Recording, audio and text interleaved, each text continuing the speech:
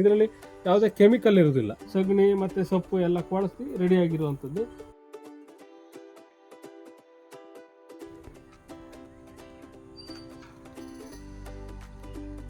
Shivamogga district Hosanagara taluk, ಇಲ್ಲಿ ಮಾರಿಗುಡ್ಡದಲ್ಲಿ ಮಾಡಿದ್ವಿ. ಯಾರಿಗಾರು ಬೇಕಾದ್ರೆ ಬಂದು ನೋಡ್ಬೋದು ರೈತ ಬಾಂಧವರು.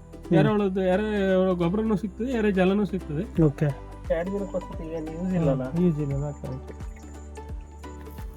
ಇದು ಪೂರ್ತಿ ಪುಡಿ ಆಗಿರುತ್ತೆ. ಇದನ್ನು ಸಾಣಿಸ್ಬೇಕು, ಯಾಕಂದ್ರೆ ಕಸ ಕಡ್ಡಿ ಎಲ್ಲ ಇರುತ್ತೆ. ಇವತ್ತಿನ ಹೊಸನಗರದ ಮಾರಿಗುಡ್ಡದ ಪ್ರಕಾಶ್ ಎಂಬುವರ ಜಾಗದಲ್ಲಿದ್ದೀವಿ.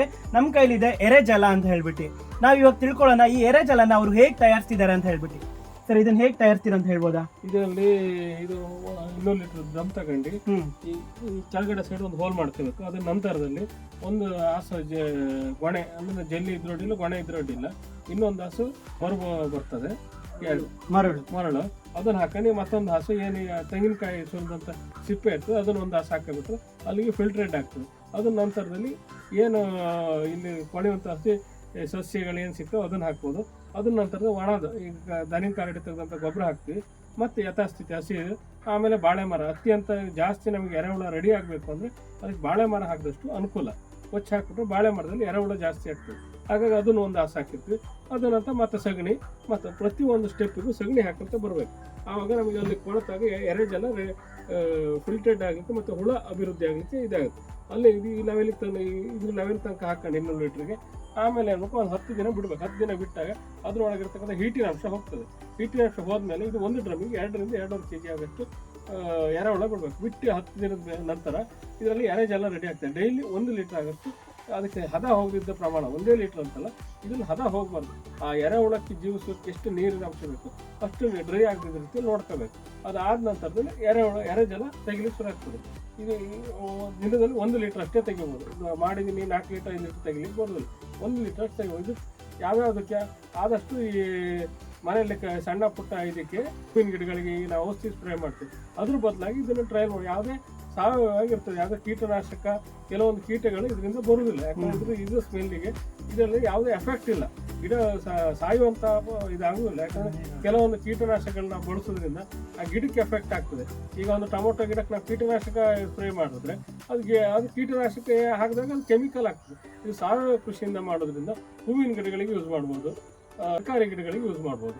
ಮತ್ತು ಈಗ ಕೆಲವೊಂದು ಅಡಿಕೆ ಗಿಡಗಳಿಗೆ ಬರುತ್ತೆ ಅಂತಾರೆ, ನಮಗೆ ಅದ್ರ ಬಗ್ಗೆ ಅಷ್ಟು ಮಾಹಿತಿ ಇಲ್ಲ. ಅದ್ರ ಬಗ್ಗೆ ಸಾರ್ ಮಾತಾಡ್ತಾರೆ. ಮಾಡ್ತೀನಿ ಅನ್ನೋದು ಸಪೋರ್ಟ್ ಮಾಡಿ ಎಲ್ಲ ಜನ ಬೇಕು ಅದ್ರ ಬಗ್ಗೆ ಕೂಡ ಅವ್ರಿಗೆ ಸಪ್ಲೈ ಮಾಡ್ತೇವೆ. ಇನ್ನು ಹೆಚ್ಚಿನ ಮಾಹಿತಿ ಸಾರ್ ಕೊಡ್ತಾರೆ. ಹೆಚ್ಚಿನ ಮಾಹಿತಿ ಕೊಡುವುದಕ್ಕೋಸ್ಕರ ನಮ್ಮ ಹೊಸನಗರ ತಾಲೂಕಿನ ತೋಟಗಾರಿಕೆ ಇಲಾಖೆಯ ಕರಿಬಸವ ನಾಯಕ್ ಸರ್ ಅವರು ಕೂಡ ನಮ್ಮ ಜೊತೆಗಿದ್ದಾರೆ. ಬನ್ನಿ ತಿಳ್ಕೊಳ್ಳೋಣ. ಆಕ್ಚುಲಿ ಪ್ರಮುಖವಾಗಿ ಎರೆಜಲ ಏನು ವರ್ಮಿ ವಾಶ್ ಏನಿದೆಯಲ್ಲ, ಇದನ್ನ ಎಲ್ಲಾ ಬೆಳೆಗಳಿಗೂ ಉಪಯೋಗಿಸಬಹುದು. ಹೂವಿನ ಬೆಳೆ ಆಗಿರ್ಬೋದು, ತರಕಾರಿ ಬೆಳೆಗೂ ಆಗಿರ್ಬೋದು, ಊಟದ ಬೆಳೆಗೂ ಕೂಡ ಇದು ಉಪಕಾರಿ. ಪ್ಲಸ್ ಇದು ಸಂಪೂರ್ಣ ಸಾವಯವ ಆಗಿರೋದ್ರಿಂದ ಇದು ಪರಿಸರ ಸ್ನೇಹಿ, ಎಕೋ ಫ್ರೆಂಡ್ಲಿ ಕೂಡ ಇರುತ್ತೆ.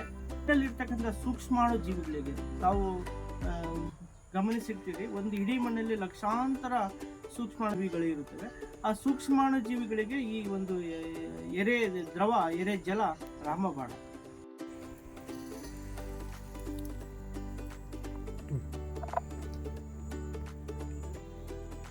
ಕ್ಲಿಯರ್ ಬರ್ತಾ?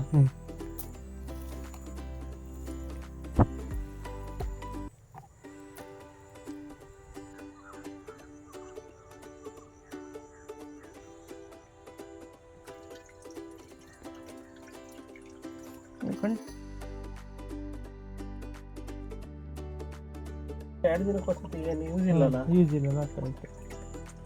ಕರೆಕ್ಟ್ ಆಗುತ್ತೆ. ಒಂದು ಕಡೆ ಕರೆಕ್ಟ್ ಗ್ಯಾಪ್ ಮಾಡಿನೇ ಬಿಡಬೇಕು. ಗ್ಯಾಪ್ ಮಾಡಿ ಅದ್ರದ್ದು ತೆಗಿಲ್ಲ ಇಲ್ಲ, ಹಂಗೆ ಬಿಟ್ಟಿದೆ. ಹುಳ ತುಂಬಿಟ್ಟಿದೆ.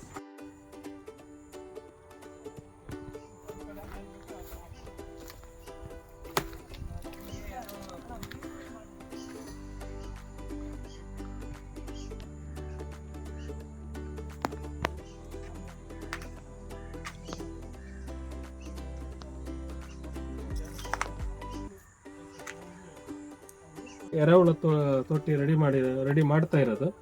ಇದನ್ನು ಯಾವ ಟೈಪಲ್ಲಿ ಮಾಡಿದ್ದೀವಿ ಕೇಳಿದ್ರೆ, ಒಂದು ಹಾಸು ಅಡಿಗಡೆ ಸೊಪ್ಪು ಹಾಕಿದ್ದೀವಿ, ಹಸಿ ಸೊಪ್ಪನ್ನು. ಅದರ ನಂತರದಲ್ಲಿ ಈ ರೀತಿ ಇದು ಸಗಣಿನ ಇದು 1 ವರ್ಷಗಟ್ಟಲೆ ಇದನ್ನು ಕೊಳಸ್ಬಿಟ್ಟು ಸಗಣಿ ಮತ್ತು ಸೊಪ್ಪು ಎಲ್ಲ ಕೊಳಸಿ ರೆಡಿಯಾಗಿರುವಂಥದ್ದು.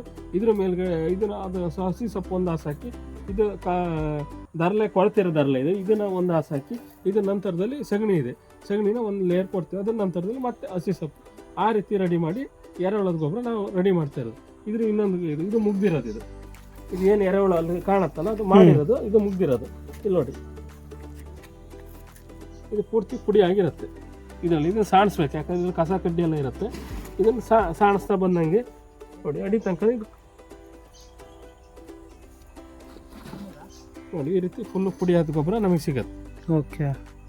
ಹುಳ ಇನ್ನೂ ಅಡಿಗಿರೋದ್ರಿಂದ ಇದು ಕೆಲವೊಬ್ರು ಏನು ಮಾಡ್ತಾರೆ ಕೇಳಿದ್ರೆ ಮೇಲಿನ ಮೇಲೆ ತೆಗಿತಾ ಇರ್ತಾರೆ, ನಾವು ತೆಗಿಲಿಲ್ಲ. ಇದು ಹಾಗೆ ಇದೆ, ಅಡಿಗಡೆ ಕ್ಲೀನಾಗಿ ತಿಂದು ಈ ರೀತಿ ಗೊಬ್ಬರ ಸಿಗ್ತದೆ. ಇದನ್ನ ಸಾಣಿಸ್ಬಿಟ್ರೆ ಎರೆಹುಳದ ಗೊಬ್ಬರ ರೆಡಿ ಆದಾಗ ಇದರಲ್ಲಿ ಯಾವುದೇ ಕೆಮಿಕಲ್ ಇರುವುದಿಲ್ಲ. ಓಕೆ. ಯಾವ ಗಿಡಕ್ಕೆ ಬೇಕಾದ್ರೆ ಇದನ್ನ ಹಾಕ್ಬೋದು, ಸಾವಯವ ಗೊಬ್ಬರ ಇದು. ಇದಕ್ಕೆ ಯಾವುದೇ ರೀತಿ ಕೆಮಿಕಲ್ ಇನ್ನೊಂದು ಯಾವುದೇ ರೀತಿ ಮಿಕ್ಸ್ ಇಲ್ಲ. ಇದು ನಾವು ಮಾಡಿದಂತ ವಿಧಾನ.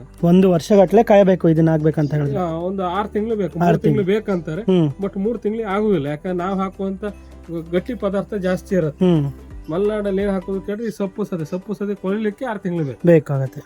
ಈಗ ಕನಿಷ್ಠ ಈ ಗೊಬ್ಬರ ಈಗ ಅದು ಕೊಳತದ ಮೇಲೆ ಹಾಕಿದ್ರು 4 ರಿಂದ 5 ತಿಂಗಳು ಬೇಕೇ ಬೇಕು. ಈಗ 3 ತಿಂಗಳ ಮಾಡ್ತೇವೆ, 3 ತಿಂಗಳು ಯಾವ ಕಾರಣಕ್ಕೂ ಆಗುದಿಲ್ಲ ಇದು. ಕನಿಷ್ಠ ಒಂದು 6 ತಿಂಗಳಂತೂ ಒಂದು ಬ್ಯಾಚಿಗೆ ಬೇಕಾಗ್ತದೆ. ಇದೊಂದು ತೊಟ್ಟಿ ಕ್ಲೀನ್ ಆಗಿ ಇದನ್ನ ಸಾಣಿಸಿ ಇದು ಮಾಡಿದ್ರೆ ಒಂದು 5 ರಿಂದ 6 ಕ್ವಿಂಟಲ್ ಗೊಬ್ಬರದಷ್ಟು ಫ್ರೆಶ್ ಗೊಬ್ಬರ ಸಿಗ್ತದೆ. ಇದರಲ್ಲಿ ಯಾವುದೇ ಕಲ್ಲು ಮಣ್ಣು ಎಲ್ಲ ಸಾಣಿಸ್ಬಿಟ್ರೆ ಫ್ರೆಶ್ ಗೊಬ್ಬರ. ಇದನ್ನ ಫಿಲ್ಟರ್ ಮಾಡ್ಬೇಕು ನಾವು. ಫಿಲ್ಟರ್ ಮಾಡ್ಬೇಕು. ಜರಡಿ ಹೊಡೆದು ಫಿಲ್ಟರ್ ಮಾಡಿದ್ರೆ ಈ ಜರಡಿಯಿಂದ ಎಲ್ಲ ಫಿಲ್ಟರ್ ಮಾಡ್ಬೇಕು. ಫಿಲ್ಟರ್ ಮಾಡಿದ್ರೆ ಫುಲ್ ನೈಸ್ ಗೊಬ್ಬರ ಸಿಗ್ತದೆ, ಅಂದ್ರೆ ಪ್ಯೂರ್ ಗೊಬ್ಬರ. ಇದರಲ್ಲಿ ಯಾವುದೇ ರೀತಿ ಇದಿರುವುದಿಲ್ಲ. ಮತ್ತೆ ಹಸಿ ಸೊಪ್ಪು ಇರುತ್ತೆ, ಇದು ಇನ್ನೊಂದು ಸಗಣಿ ಎಲ್ಲದನ್ನು ಮಿಕ್ಸೆಡ್ ಆಗಿರುತ್ತೆ. ಹಸಿ ಸೊಪ್ಪು ಸಗಣಿ 2 ಲೇಯರ್. ಮತ್ತೆ ಇದು ದನಿಂದ ತುಳ್ತಾ ಇರುತ್ತೆ, ನಮ್ಮಲ್ಲಿ ಮಲೆನಾಡಲ್ಲಿ ಹಾಕ್ತಾರೆ ದರ್ಲೆ ಗೊಬ್ಬರ, ಅದನ್ನು ಮಿಕ್ಸ್ ಮಾಡಿರ್ತೇವೆ. ಕೊಟ್ಟಿಗೆ ಗೊಬ್ಬರ ಎಲ್ಲ ಮಿಕ್ಸ್ ಆಗ್ಬಿಟ್ಟು ಅದು ಒಂದು 15 ಈ ರೀತಿ ರೆಡಿ ಮಾಡಿದ್ಮೇಲೆ ಒಂದು 10 ದಿನ ಬಿಡ್ತೀವಿ. ಯಾಕಂದ್ರೆ ಇದನ್ನ ಸಗಣಿ ಹಾಕಿರೋದ್ರಿಂದ ಗ್ಯಾಸ್ ಅಂಶ ಇರ್ತದೆ. ಈ ಗ್ಯಾಸ್ ಅಂಶ ಹೋಗ್ಲಿಕ್ಕೆ ನಮಗೆ 15 ದಿನ ಬೇಕು. ಯಾವಾಗ ಸಗಣಿ ಬೀಳ್ತದೆಯೋ, ಯಾವುದೇ ರೀತಿ ಸಗಣಿ ಯೂಸ್ ಮಾಡಿದ್ರು ಅದು ಗ್ಯಾಸ್ ಇದ್ದೇ ಇರುತ್ತೆ. ಆ ಅಂಶ ಹೋಗ್ಲಿಕ್ಕೆ 15 ದಿನ ಬೇಕು. 15 ದಿನ ನಂತರದಲ್ಲಿ ಎರೆಹುಳ ಬಿಡ್ಬೋದು. ಇದು ತೊಟ್ಟಿಗೆ ಹೆಚ್ಚು ಕಮ್ಮಿ ಒಂದು 5 kg ಎರೆಹುಳ ಬೇಕಾಗ್ತದೆ. 5 kg ಎರೆಹುಳ ಬೇಕಾಗುತ್ತೆ. ಯಾಕಂದ್ರೆ ತೊಟ್ಟಿ ದೊಡ್ಡದಿದೆ, ಇದಕ್ಕೆ 5 kg ಬೇಕೇ ಬೇಕು ಇಷ್ಟು ದೊಡ್ಡ ಜಾಗದಲ್ಲಿ. ಮತ್ತೆ ಇದಕ್ಕೆ ನೀರಿನ ಅಂಶ ಕಡಿಮೆ ಆಗ್ಲಿಕ್ಕಿಲ್ಲ. ತೋರ್ಸೋದಲ್ಲ, ನೀರಿನ ಅಂಶ ಇರ್ಲೇಬೇಕು, ತೇವಾಂಶ ಇರ್ಲೇಬೇಕಾಗುತ್ತೆ. ಇದೀಗ ಆಲ್ರೆಡಿ ಹಾಕಿದ್ರೆ ಹಸಿ ಸೊಪ್ಪು ಇದು 1 ಲೇಯರ್ ಅಡಿಗಡೆ ಹಸಿ ಸೊಪ್ಪು ಹಾಕಿರೋದು. ಮೇಲ್ಗಡೆ ಇದೆ ದಾನಿಂಗ್ ಕರಡಿ ಗೊಬ್ಬರ. ಇದ್ರ ಮೇಲ್ಗಡೆ 1 ಕೋಟಿಗೆ ಮತ್ತೆ ಸಗಣಿ ಹಾಕ್ತೇವೆ. ಸಗಣಿ ಹಾಕಿ ಮತ್ತೆ ಹಸಿ ಸೊಪ್ಪಿನ ಮೇಲೆ ಸಗಣಿ, ಮತ್ತೆ ಇದೊಂದು ಸೊಪ್ಪು, ಮತ್ತೆ ಇದೇ ರೀತಿ. ಆವಾಗ ಹಸಿ ಸೊಪ್ಪಿನ ಅಂಶನೂ ಇದ್ರೊಳಗಿರೋದು, ಹಸಿ ಅಂಶ ಎಲ್ಲ ಹೋಗುದು. ಮತ್ತೆ ಯಾವುದೇ ರೀತಿ ಇಲ್ಲಿ ಸಿಗ್ತಕ್ಕಂಥ ಕಾಡು ಸೊಪ್ಪುಗಳನ್ನೇ ಹಾಕಿರೋದು. ಗಿರಿಸಿಡಿ ಅಂತ ನಮ್ಮಲ್ಲಿ ಗೊಬ್ಬರ ಸೊಪ್ಪು ಅಂತಾರೆ, ಅದನ್ನ ಹೆಚ್ಚಾಗಿ ಹಾಕಿದಾಗ ಯೂರಿಯಾ ಅಂಶ ಸಿಗುತ್ತೆ ಅಂತ ಹೇಳಿ ತಜ್ಞರು ಹೇಳಿದ್ರೆ, ಆ ಲೆಕ್ಕದಲ್ಲಿ ನಮಗೆ ಏನು ಸೊಪ್ಪು ಸಿಗುತ್ತೋ ಅದ್ರ ಅಂಶ ಅದ್ರೊಳಗಿರುತ್ತೆ. ಯಾವುದೇ ಕೆಮಿಕಲ್ ಇರುವುದಿಲ್ಲ. ಮತ್ತೆ ನಾವು ಎಷ್ಟು ಮೆದು ವಸ್ತುವನ್ನು ಅದಕ್ಕೆ ಕೊಡ್ತೇವೋ ಅಷ್ಟು ಬೇಗ ತಿಂತದೆ. ಅದು ಕೊಳಿಬೇಕು ನಮಗೆ. ಇದ್ರೊಳಗೆ ಏನ್ ಹಾಕ್ತಿವಿ ದಪ್ಪನ್ನ ಹಾಕಿದ್ರೆ ಕೊಡುದಿಲ್ಲ. ಮತ್ತೆ ನಾವು ಅದರಲ್ಲಿ ಎರೆಹುಳಕ್ಕೆ ತಿನ್ನುವಂತ ಸೊಪ್ಪುಗಳನ್ನು ಹಾಕಿದಾಗ ಅದು ಬೇಗ ಗೊಬ್ಬರ ಆಗ್ತದೆ. ಇದು ನಾವು ಹೊಸನಗರದಲ್ಲಿ ಮಾರಿಗುಡ್ಡದಲ್ಲಿ ಮಾಡಿದಂತ ಪ್ರಯೋಗ. ನಮ್ಮ ಪ್ಲಾಟ್ ಅಲ್ಲಿ ನಮ್ದು ಹೊಸನಗರ ಬಂತು, ಶಿವಮೊಗ್ಗ ಡಿಸ್ಟ್ರಿಕ್ಟ್ ಹೊಸನಗರ ತಾಲೂಕು. ಇಲ್ಲಿ ಮಾರಿಗುಡ್ಡದಲ್ಲಿ ಮಾಡಿದ್ವಿ. ಯಾರಿಗಾರು ಬೇಕಾದ್ರೆ ಬಂದು ನೋಡ್ಬೋದು ರೈತ ಬಾಂಧವರು. ಎರೆಹುಳ ಗೊಬ್ಬರನೂ ಸಿಗ್ತದೆ, ಎರೆ ಜಲನೂ ಸಿಗ್ತದೆ. ಯಾವುದೇ ರೀತಿ ಯಾರಿಗಾರು ಬೇಕಾದಲ್ಲಿ ನಾನು ನಂಬರ್ ಕೊಡ್ತೇವೆ, ನೀವು ಕಾಂಟ್ಯಾಕ್ಟ್ ಮಾಡಿ. ಅದೇ ರೀತಿ ನಾವು ಇವತ್ತು ಶಿವಮೊಗ್ಗ ಜಿಲ್ಲೆಯ ಹೊಸನಗರ ತಾಲೂಕಿನ ಮಾರಿಗುಡ್ಡದಲ್ಲಿ ಇದ್ದೀವಿ. ಪ್ರಕಾಶ್ ಎಂಬುವರ ಜಾಗದಲ್ಲಿ ನೋಡ್ಬೋದು ನೀವು ಈ ರೀತಿ ಎರೆಹುಳು ಗೊಬ್ಬರ ಕೂಡ ನೋಡ್ಬೋದು. ಅದೇ ರೀತಿ ಅವರೇ ಕೂಡ ಮನೆಯಲ್ಲಿ ಮಾಡಿರುವಂತಹ ಎರೆ ಜಲ ಇದನ್ನು ಕೂಡ ನೀವು ಇಲ್ಲಿ ನೋಡ್ಬೋದು.